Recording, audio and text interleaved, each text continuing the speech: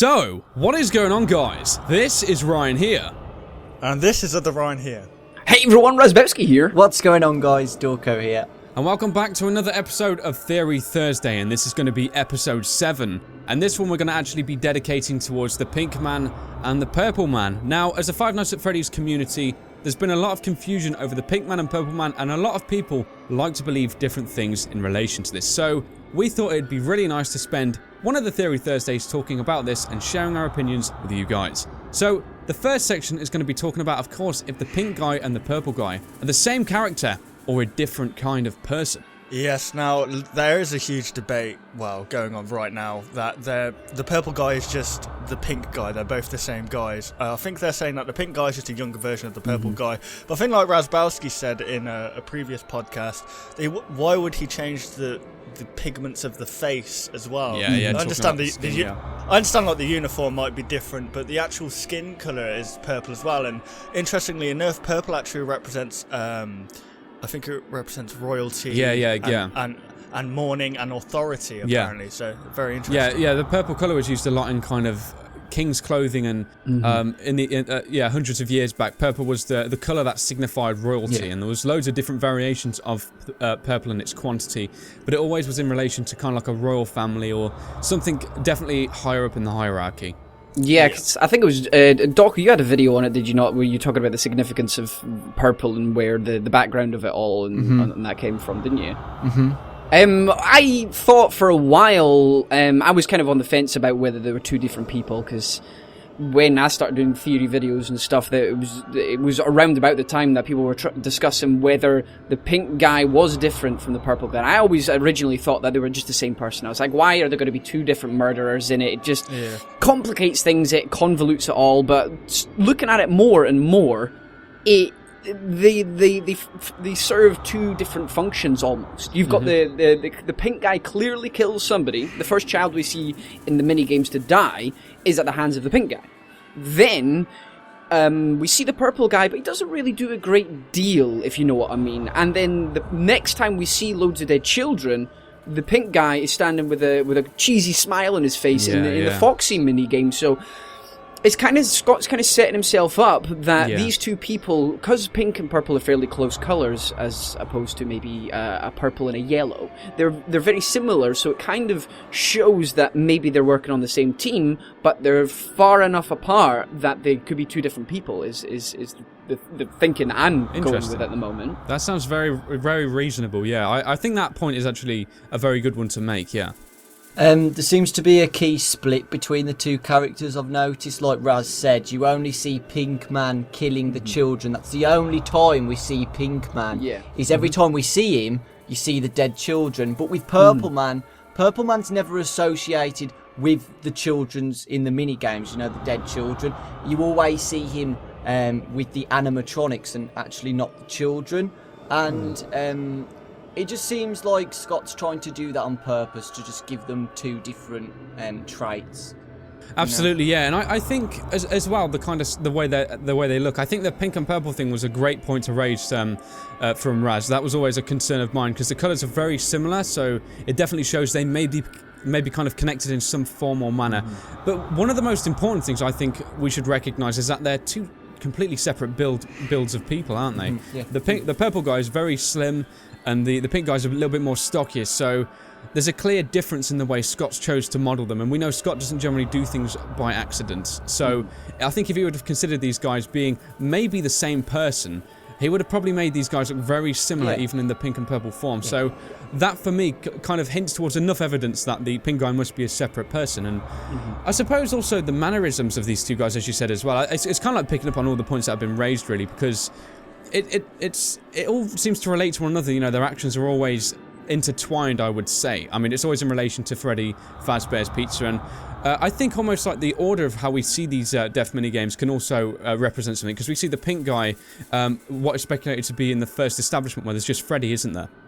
And a lot of people are kind of saying that might take place before, so the pink guy could be like a previous or past employee, or even someone who's still hovering around the business still. It could be like management or something, someone who's higher up the hierarchy. And the purple guy seems to make his grand entrance within Five Nights at Freddy's 2 And it's just that alone. It really feels like this guy maybe came along after the pink guy, and he maybe was inspired by the pink guy's psychopathic ways. Well, yeah, it's just the fact that, like as I said before, apparently purple's meant to represent authority, and, you know, why would Scott purposely give this character that colour skin, if you wish, or uniform, whatever it is, with a very distinct badge on his chest as well, showing that he does work for the company. So I was thinking that maybe the purple guy is maybe an employee of the company that is helping out the pink guy carry out his murders. So hang on a sec. So if you think that the purple guy is actually an employee in Five Nights at Freddy's 2, he's missing his badge in Five Nights at Freddy's 3, so this could back up the whole idea that maybe you're one of the night guys and you get fired. Yeah, that's what I was... That's really interesting. I never thought about it like that before. That's actually a really good point. Yeah, because you actually get fired for tampering with the animatronics as well, don't you? Yeah, and you got to think in the Five Nights at Freddy's 2 minigame, he approaches you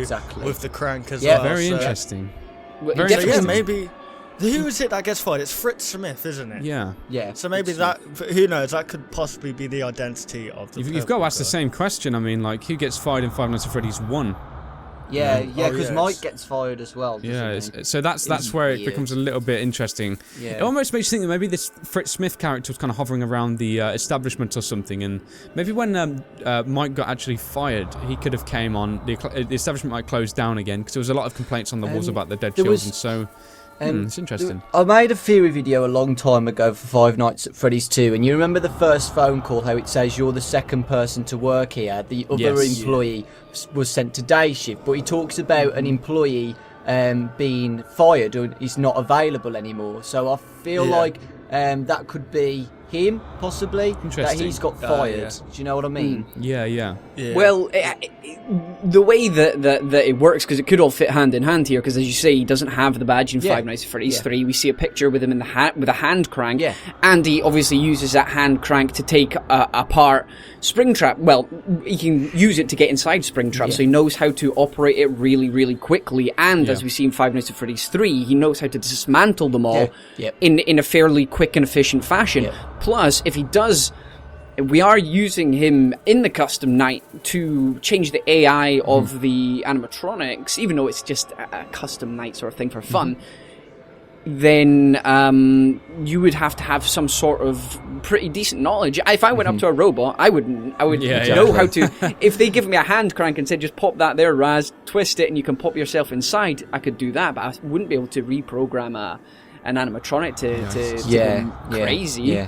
So what's interesting about that minigame, I was just thinking now, is that the fact that the purple guy approaches you with a hand crank, obviously, supposedly, it was only Springtrap and Spring Freddy, or whoever it is, that have that ability, but who's to say that, you know, they can't operate inside these suits? I mean, as we can see in that minigame, Save Them, there are 5 children scattered around the establishment. What if he's actually approaching you because you're the first one he's stuffing a child into, if you know what I mean? He's taking you apart to stuff a child into, Very interesting.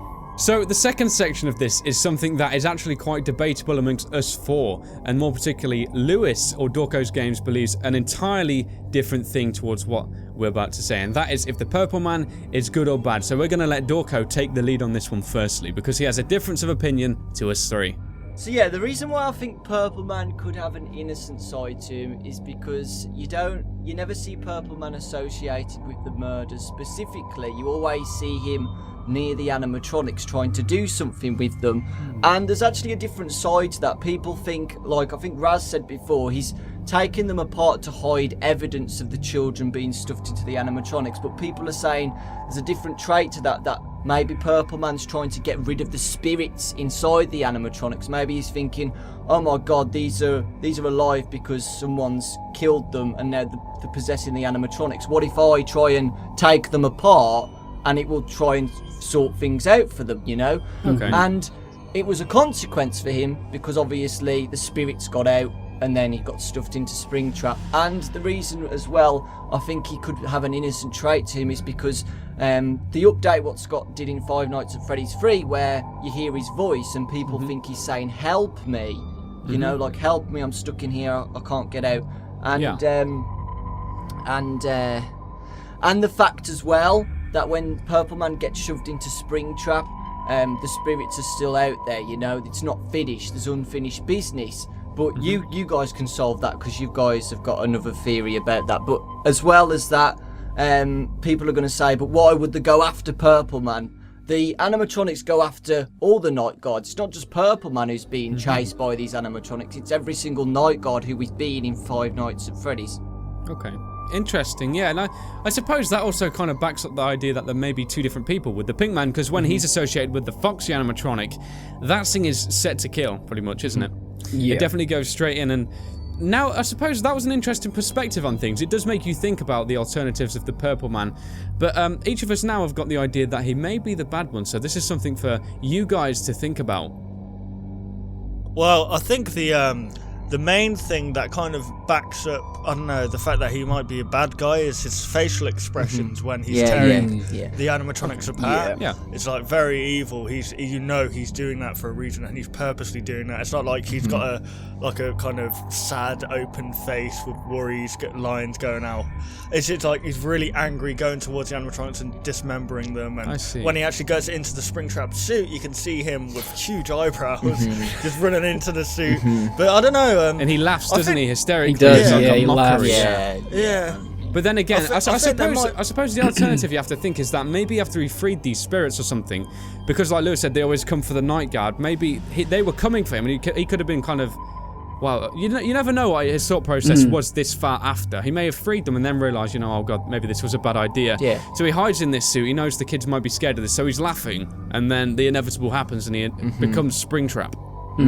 Just the laughter, just that whole scene. He looks like he's, because if you had freed them with the intention of freeing them, you would probably suspect that you could maybe see the spirits at some point. He just seems frightened in a way that I've done something bad here to these people and they're coming to get me. That's the way he's kind of fear. He's almost poking at them, isn't he? Yeah. And then when he jumps into the Spring Bonnie suit, Springtrap, he's like, I'm victorious here. I have solved it once again. I know you're not going to hurt me because you're tricked by this costume. And then that's when he gets trapped. But it would be a fantastic twist. It would be a fantastic twist if we have all suspected the Purple Man being this bad guy the whole time, and it turns out that it was the Pink Man, and the Purple Man was just trying to help. He was just in the wrong place at the wrong time. He got framed, maybe, he's just been left to take the fall. Maybe he was not even. I don't think he's necessarily the worst of the pair. I think he's. I think he's a bad guy. He's not a nice man. You're not going to take him home to your parents and say, "Here, Mum, here, Dad, here's the Purple Man. He's the love of my life." But I think he is being. He's not the leader of it. I think the Pink Man's in charge, and maybe the Purple Man is being led along. Yeah. I was just doing a bit of research on the colour pink now, and this is very interesting because pink represents friendship, harmony. It represents and a pink carnation means I will never forget you, which is very, very interesting. So maybe that might represent like the pink guy's psychopathic traits. When highly intelligent psychopaths or something, they go on these killing sprees, it's always for like some kind of unusual intention that only they will understand. So what did you say pink represented again? It represents friendship and so harmony, maybe because the children love these animatronics so much, he thinks maybe binding them with these animatronics is what the kids want. Maybe he's very misled.